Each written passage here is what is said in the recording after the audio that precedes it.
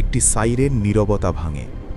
ভোরের আগে অন্ধকারে কোথাও লোহার এবং মাটির স্তরের নিচে একটি নির্দেশ দেওয়া হয়।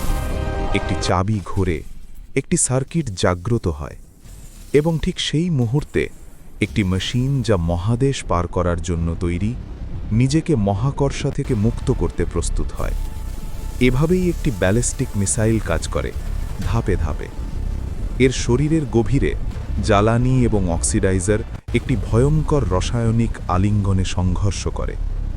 আগুন নিচের দিকে ছুটে আসে, সূর্যের চেয়ে উজ্জ্বল, পৃথিবীর বিরুদ্ধে অসম্ভব শক্তিকে ধাক্কা দেয়। ক্ষেপণাস্ত্র কেঁপে ওঠে, তারপর উড়ে ওঠে, প্রথমে ধীরে, তারপর আরও দ্রুত। গর্জন কানে চেপে বসে, আগুনের একটি কলম আকাশে পথ কেটে চলে। এটি হচ্ছে বুস্ট ফেজ, কাঁচা শক্তি, নিখুঁত ত্বরণ।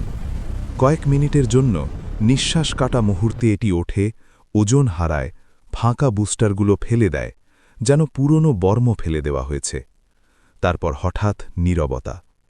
বায়ুমণ্ডলের ওপরে কোনো শব্দ নেই, কেবল অনন্ত অন্ধকারের মহাকাশ। ইঞ্জিন থেমে যায়, কিন্তু যাত্রা চলতে থাকে। এটি হচ্ছে মিড কোর্স ফেজ। যুদ্ধমুখ পৃথিবীর ওপর একটি বৃত্তাকারে চলে, গতি এবং নির্ভুল অভ্যন্তরীণ সিস্টেম দ্বারা পরিচালিত। জাইরোস্কোপ, ইনার্শিয়াল সেন্সর, তারা ট্র্যাকিং প্রযুক্তি।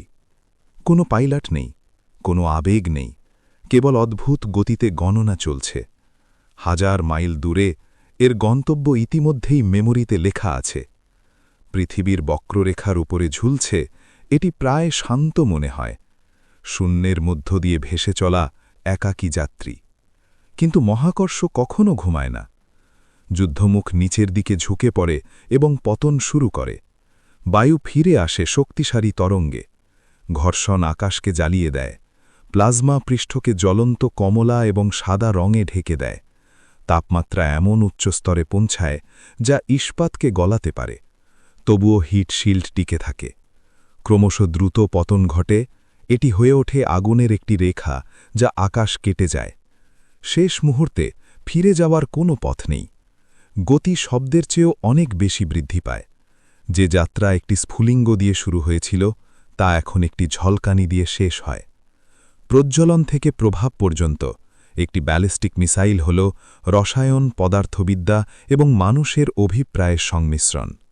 একটি মেশিন যা আগুনে মহাকাশ অতিক্রম করে এবং মহাকর্ষের মাধ্যমে পৃথিবীতে ফিরে আসে। উজ্জ্বলতা এবং ছায়া থেকে জন্ম নেওয়া একটি সৃষ্টি।